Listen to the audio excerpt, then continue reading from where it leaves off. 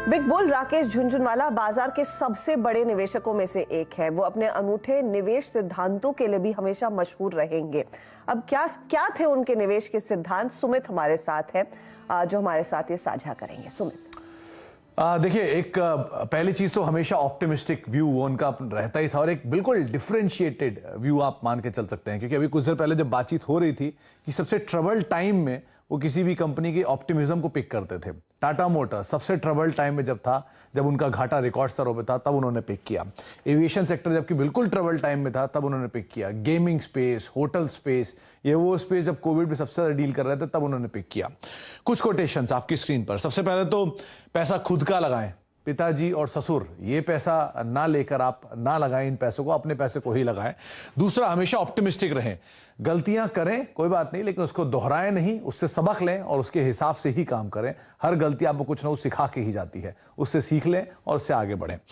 भाव भगवान है, यानी कि कभी भी आपको भाव अच्छा मिलता रहे तो उस भाव का इस्तेमाल करते रहें, निकलते रहें। सब कुछ बाजार जानता है, तो बाजार से बड़ा कोई नहीं है, तो बाजार को सबसे ज्यादा इज्जत दीजिए।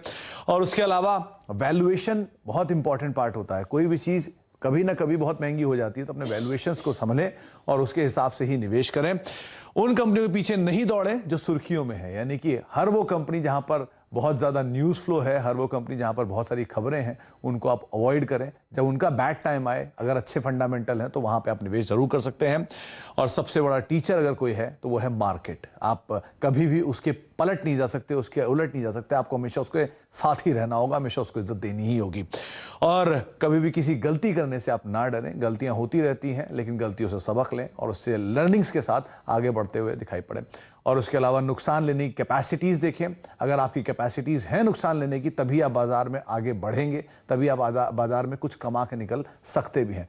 और जब दुनिया खरीद रही हो तब आप बेचें, यानी कि हमेशा फियर को बाय करें और ग्रीड को सेल करें। जब भी बाजार में बहुत ज्यादा फियर होता था, पैसिमिज्म होता था, तब वो बाजार में बाय करते थे। ये टाटा मोटर्स जैसे एग्जांपल या एविएशन जैसे एग्जांपल्स को आप दोहरा सकते हैं इसके लिए।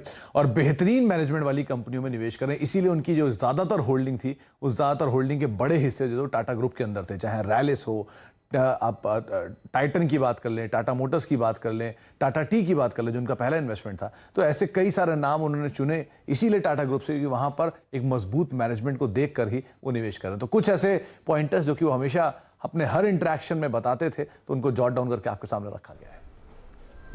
शुक्रिया। लेकिन इस सब में मुझे वो स्टेटमेंट बड़ी अच्छी लगी कि हमेशा आशावादी रहें और गलतियां करें, लेकिन दोहराएं नहीं।